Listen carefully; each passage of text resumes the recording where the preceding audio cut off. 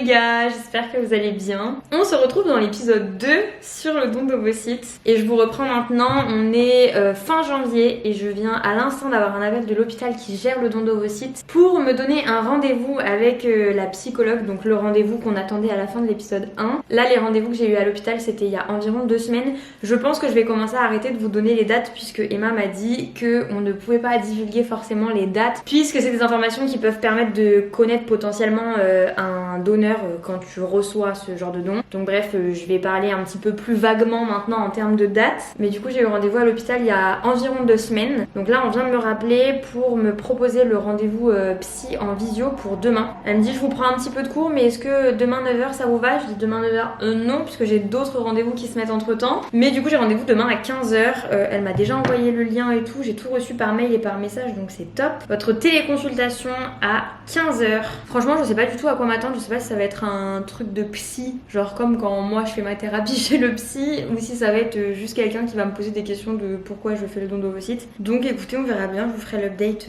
demain après-midi. Franchement, j'ai hâte parce que du coup, à partir de ce moment-là, ça veut dire que je peux passer en commission, donc ça veut dire que les choses vont pouvoir bouger. Et j'ai hâte que les choses bougent. It's time! Il est 14h50, j'ai rendez-vous à 15h avec la psy du coup du don d'ovocytes. Donc je vais me mettre doucement sur la connexion. Cliquez ici pour rejoindre la téléconsultation. Ça me met ça, donc je vais attendre. Bon, en même temps, il est 14h51, donc je suis bien en avance. Mais je préfère me connecter à l'avance au cas où il y a un bug, au moins j'ai le temps de gérer. Mais là, ça fonctionne. On va attendre sagement. J'ai préparé mon café en attendant. Bon, sinon, il y a une update que je dois vous faire qui peut potentiellement impacter le don d'ovocytes. En ce moment, au niveau de mon cœur, j'ai pas mal de problèmes d'arythmie, surtout de tachycardie. Donc j'ai eu un rendez-vous hier avec mon médecin traitant qui m'a fait un ECG, qui m'a renvoyé vers un cardiologue. J'ai vu un cardiologue ce matin qui m'a refait un ECG, qui m'a fait une échographie assez rapide du cœur. Et j'ai rendez-vous à nouveau avec le cardiologue la semaine prochaine pour faire des examens plus complets. Là, l'échographie qu'il a fait, c'était surtout pour voir s'il n'y avait pas quelque chose d'urgent à prendre en charge instantanément, ce qui n'est pas le cas. Donc je dois retourner voir le cardiologue la semaine prochaine pour faire un test d'effort pour du coup évaluer mon cœur à l'effort et au repos, pour refaire une échographie cardiaque mais vraiment beaucoup plus en profondeur, et pour faire, vous savez là, l'examen sur 24 heures où t'as des patchs et des fils un peu partout mais qui va vraiment évaluer ton cœur sur 24 heures. Très clairement, ce que j'ai en ce moment, ça peut totalement être juste de l'angoisse, mais avant de catégoriser ça en de l'angoisse, il faut bien évidemment faire tous les tests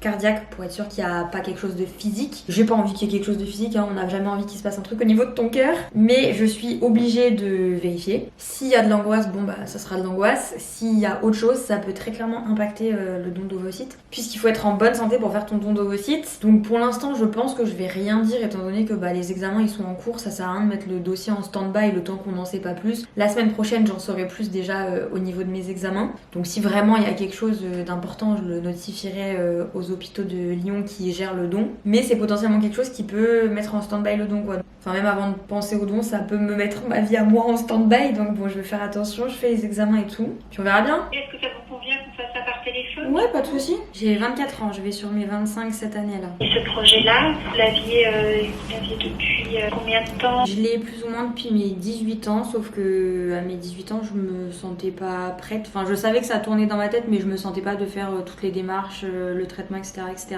Et maintenant que je sais que ce que c'est d'être parent, je pense que ça me donne encore plus envie de pouvoir aider les gens à l'être, et aussi parce que je pense que je me sens malgré moi un petit peu coupable d'avoir cette facilité à tomber enceinte alors que je ne le souhaite pas, et de me dire qu'il y a des gens qui essayent pendant des années et qui n'y arrivent pas. C'est un peu ma part du chemin pour dire ok bon c'est pas de ma faute si je tombe enceinte facilement, mais si je peux vous aider c'est déjà ça quoi. Après c'est une culpabilité où je sais que c'est pas de ma faute, que j'ai pas décidé, que c'est un super truc de pouvoir tomber enceinte facilement, parce que mine de rien quand je voudrais d'autres enfants je sais que ça viendra normalement assez facilement. C'est pas de votre faute que d'être hyper fertile, si on peut l'appeler comme ça. Mine de rien on est quand même un petit peu dévisagé quoi. J'ai vraiment moi les aiguilles je supporte pas ça, donc il faudra qu'il y ait une infirmière qui vienne parce que sinon je serais pas capable. Pour ça je le fais une fois, je peux pas dire que je le ferai forcément une deuxième fois, mais si je le fais une fois je serai déjà fière de moi. D'accord, ça vous convient là? Ouais super, merci beaucoup. Et bonne fin d'après-midi. Merci à vous aussi. Merci, au revoir madame. Au revoir. 36 minutes. C'était assez perturbant parce que comme je vous disais la dernière fois, je savais pas à quoi m'attendre. Mais ce qui est sûr c'est que je m'attendais pas à ça. Je m'attendais à ce qu'on m'informe un peu plus du don, ce que ça impliquait, etc. Reparler du fait que c'est du volontariat, que c'est gratuit, que c'est anonyme, etc. Mais là j'ai l'impression que c'est plus moi qui lui a fait une consultation qu'autre chose. Elle a beaucoup plus parlé que moi. Je pense que que cette consultation elle est aussi obligatoire pour être sûr que tu fais le don pour les bonnes raisons, que t'es bien entouré, que t'es bien accompagné, etc., etc. Être sûr que tu le fais vraiment parce que tu as envie de le faire et pas parce que quelqu'un te met la pression pour le faire et tout. Mais bon, globalement, je devrais avoir des nouvelles mi-février, fin février, enfin en tout cas au courant du mois prochain. Parce que là, on est déjà fin janvier. Donc là, mine de rien, on va avoir une bonne pause, genre un bon mois de pause avant les prochains rushs parce que du coup, là, je vais passer en commission sur le mois de février et je vais juste devoir attendre des nouvelles pour pouvoir après re-rencontrer le docteur, la sage-femme et le médecin anesthésiste il me semble, et après mettre tout le parcours en route si mon dossier est retenu. Donc écoutez la suite au prochain épisode. Du coup j'ai reçu du courrier que j'ai déjà ouvert, mais je savais plus ou moins ce que c'était. Déjà ce que je vous ai pas dit la dernière fois, c'est que je voulais absolument recevoir les résultats de ma prise de sang concernant ma réserve ovarienne parce que je voulais voir où est-ce que j'en étais, si ça confirmait ou non le syndrome des ovaires polykystiques. C'est le cas, ça confirme bien le syndrome des ovaires polykystiques. Donc il y a l'échographie plus la prise de sang qui le confirme. J'ai une réserve ovarienne qui est au-delà de 25, donc je crois que c'est en AMH. Et donc c'est bien au-delà de la moyenne. Hein, c'est pas... Enfin je sais pas quel est le plafond maximal, mais en tout cas c'est bien au-delà de la moyenne. Parce que je crois que la moyenne s'arrête à 16 et moi je suis à 25, donc je suis quand même bien au-dessus. Ce qui explique du coup cette facilité à tomber enceinte. Puisque je suis bien au-delà au niveau des chiffres, donc j'étais quand même contente de recevoir les résultats histoire d'être bien fixée par rapport à des vrais chiffres. Donc là j'ai reçu la deuxième partie de la prise de sang, donc avec le karyotype. Donc c'est marqué pas d'anomie décelée dans les cellules examinées. Donc effectivement j'ai un karyotype normal. Je comprends pas trop les résultats d'analyse parce que c'est pas le genre de prise de sang que tu vois tous les jours. Si je vous montre un petit peu, en gros c'est des dessins comme ça quoi. Mais bref, tout va bien quoi. Et la deuxième lettre, qui est la lettre tant attendue. Nous nous sommes réunis en commission concernant le don d'ovocytes et sommes tout à fait d'accord pour vous inclure dans notre programme de don d'ovocytes. Donc ça y est, je suis good to go. Donc là du coup il faut que je recontacte l'hôpital pour prendre rendez-vous avec un anesthésiste.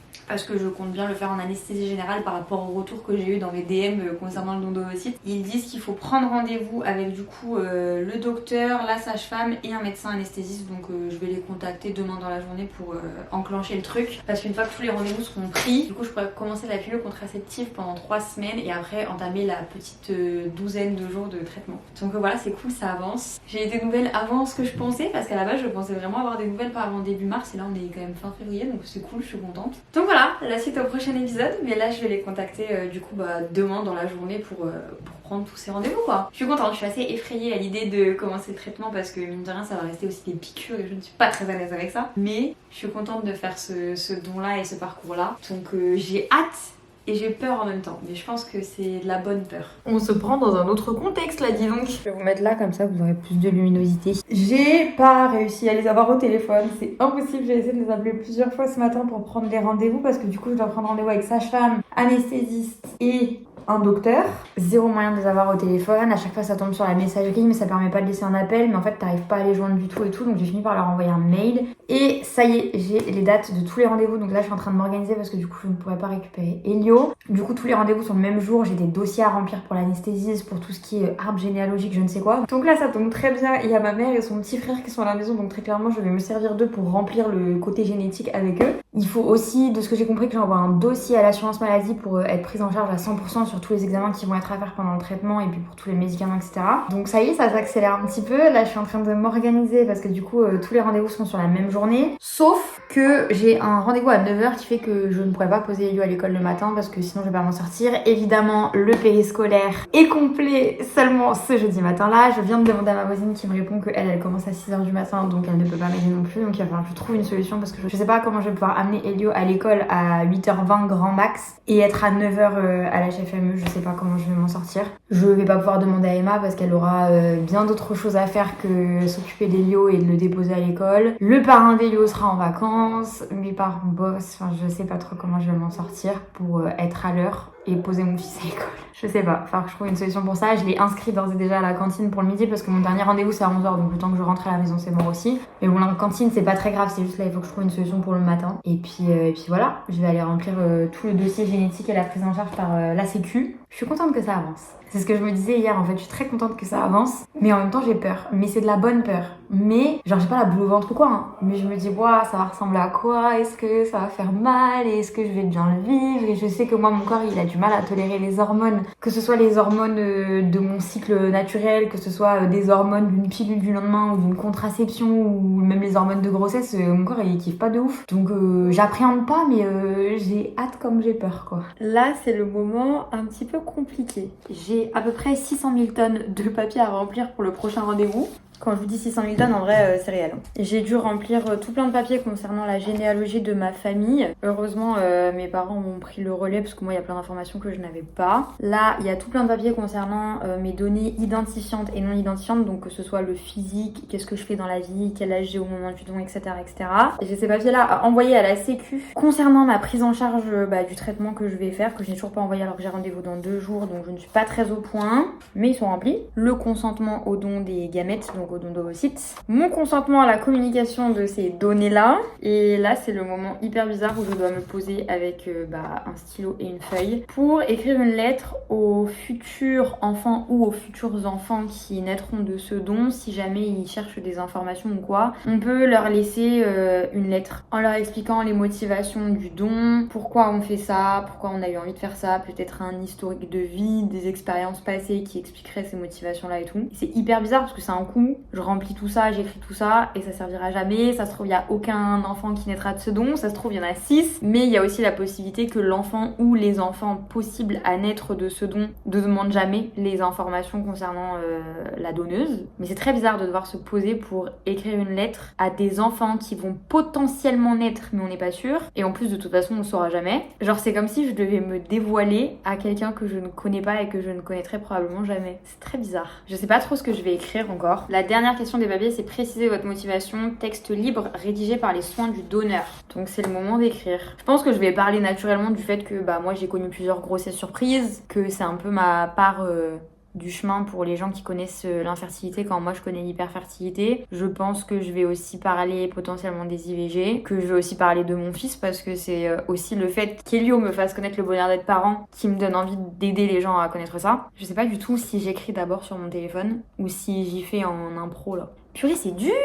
Je vous reprends le jour des rendez-vous dont je vous ai parlé hier du coup. Pour vous dire que je vais probablement vous laisser là et on continuera les rendez-vous dans l'épisode 3. Parce que j'ai commencé à monter l'épisode 2 et il me semble qu'il sera déjà bien assez long. Et j'ai pas envie de vous sortir des vlogs de 30 minutes pour ce sujet-là. J'ai envie que ça reste ludique et efficace et facile à regarder. Donc écoutez, on se laisse ici pour l'épisode 2 et on se retrouve très rapidement pour l'épisode 3. Bye!